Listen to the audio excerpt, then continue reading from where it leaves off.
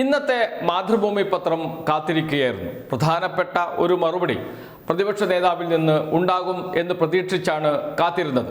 മുഖ്യമന്ത്രി ചോദിച്ച ചോദ്യമാണ്.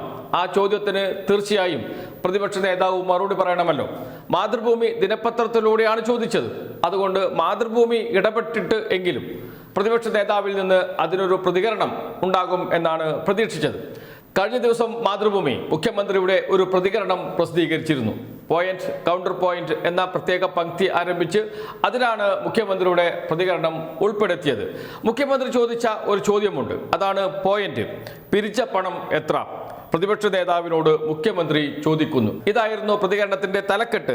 പിരിച്ച പണം എത്ര? പ്രതിപക്ഷ നേതാവിനോട് മുഖ്യമന്ത്രി ചോദിക്കുന്നു എന്ന് വെച്ചാൽ വയനാട് ദുരന്തബാധിതർക്ക് വീട് വെച്ച് നൽകാം എന്ന് പറഞ്ഞ് കോൺഗ്രസ് പിരിച്ച പണം എത്രയാണ്? ഇതാണ് ചോദ്യം. ആ കണക്ക് ഒന്ന് പുറത്തുവിടണം. മുഖ്യമന്ത്രിയാണ്, കേരളത്തിന്റെ മുഖ്യമന്ത്രിയാണ് ചോദിക്കുന്നത് പ്രതിപക്ഷ നേതാവിനോട്, അതും മാതൃഭൂമി ദിനപത്രത്തിലെ പ്രത്യേക പങ്ക്തിയിലൂടെ. അതിന് പ്രതിപക്ഷ നേതാവ് മറുപടി പറയും എന്ന് തന്നെ പ്രതീക്ഷിച്ചു. അങ്ങനെ മാതൃഭൂമി പത്രം എടുത്തു നോക്കി. ഇന്നത്തെ മാതൃഭൂമി എന്ന് വെച്ചാൽ 2026 മാർച്ച് 26 മാതൃഭൂമി ദിനപത്രത്തിൽ ആ കോളം ഉണ്ടാകുമെന്നാണ് പ്രതീക്ഷിച്ചത്. എന്നാൽ കോളമുണ്ട്. Point counter point. സർക്കാർ അല്ലിത്, കൊള്ളക്കാർ വി ഡി സതീശൻ എന്നാണ് കൗണ്ടർ പോയിന്റായിട്ട് കൊടുത്തിരിക്കുന്നത്. പ്രതിപക്ഷ നേതാവിന്റെ വാക്ക് സർക്കാർ അല്ലിത്, കൊള്ളക്കാർ വി ഡി സതീശൻ എന്ന് പറഞ്ഞുകൊണ്ടാണ്. അതിൽ മുഖ്യമന്ത്രി ചോദിച്ച ചോദ്യത്തിനുള്ള മറുപടിയുണ്ട്. ഏറ്റവും അവസാനമാണ് അക്കാര്യത്തെക്കുറിച്ച് പറയുന്നത്. അതിനു മുമ്പ് പല കാര്യങ്ങളും പറഞ്ഞ് അവസാനം അക്കാര്യത്തെക്കുറിച്ച് പറയുന്നു. എന്നാൽ മുഖ്യമന്ത്രി പോയിന്റിൽ ചോദിച്ചിരിക്കുന്നത് ആദ്യമാണ്. അദ്ദേഹം ഒരു വിഷയം മാത്രമേ ഊന്നിയിട്ടുള്ളൂ, അതിന് മറുപടി പക്ഷേ അവസാനം ഒതുക്കി വി ഡി സതീശൻ. അത് നമുക്ക് വായിക്കാം. അത് ഇങ്ങനെയാണ്. മുണ്ടക്കൈ ചുരൽമല ദുരിതബാധിതർക്കുള്ള സഹായം സംബന്ധിച്ച് മുഖ്യമന്ത്രി ചില ചോദ്യങ്ങൾ ചോദിച്ചത് കണ്ടു. പിരിച്ച പണത്തിന് കൃത്യമായ കണക്കുണ്ട്. KPCC പ്രസിഡന്റിന്റെയും പ്രതിപക്ഷ നേതാവിന്റെയും ജോയിന്റ് അക്കൗണ്ടിലാണ് പണം എത്തിയത്. അതിൽ നിന്നും ഒരു ഭാഗം ചെലവഴിച്ചാണ് സ്ഥലം വാങ്ങിയത്.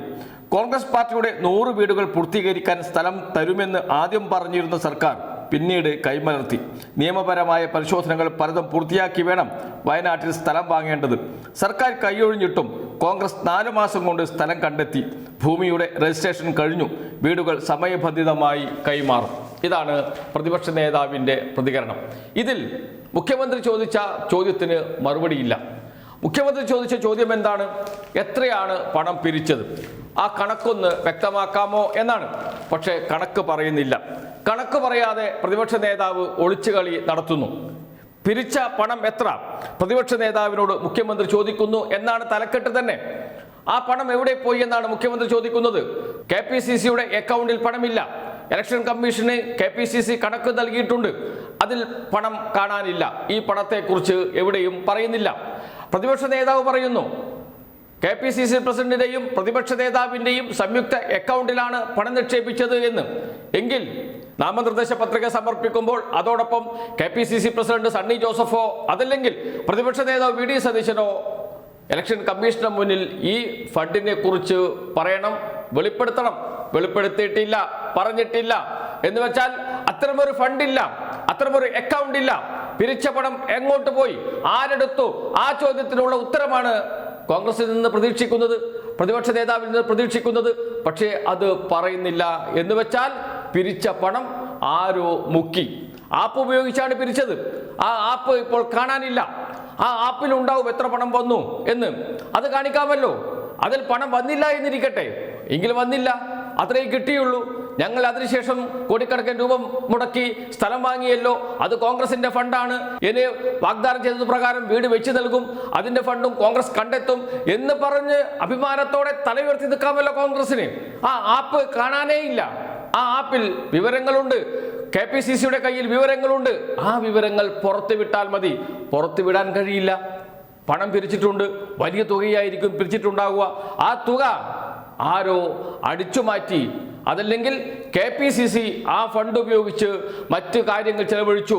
350 കോടി രൂപ KPCCക്ക് വന്നിട്ടുണ്ട് എന്നാണ് കണക്ക്. ആ കണക്കിൽ വയനാട് ദുരിതബാധിതർക്ക് വീട് വെച്ച് നൽകുന്നതിനുള്ള ഫണ്ടുമുണ്ടോ? അതിൽ 78 കോടി രൂപ മാത്രമാണ് ശേഷിക്കുന്നത്. എന്ന് വെച്ചാൽ വയനാട് ദുരന്തബാധിതർക്ക് വീട് വെച്ച് നൽകാൻ വേണ്ടി പിരിച്ച പണം കോൺഗ്രസിന്റെ സംഘടനാ പ്രവർത്തനത്തിന് വേണ്ടി ഉപയോഗിച്ചോ?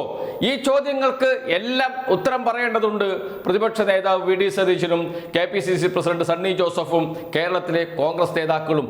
അപ്പോഴും ഉരുണ്ട് കളിച്ചുകൊണ്ടിരിക്കുകയാണ് KPCC പ്രസിഡന്റ് സണ്ണി ജോസഫും പ്രതിപക്ഷ നേതാവ് വി ഡി സതീശനും. ഒരു കാര്യം ഉറപ്പിച്ചു പറയാം, പണം പിരിച്ചിട്ടുണ്ട്, ആ പണം കാണാനില്ല എന്ന് വെച്ചാൽ ആ പണം കോൺഗ്രസ് നേതാക്കൾ മുക്കി അവർ സ്വന്തം ആവശ്യത്തിന് എടുത്തു എന്ന് അനുമാനിക്കേണ്ടി വരും. അതല്ലെങ്കിൽ എന്തുകൊണ്ട് കണക്ക് പുറത്തുവിടുന്നില്ല കോൺഗ്രസ് നേതൃത്വം?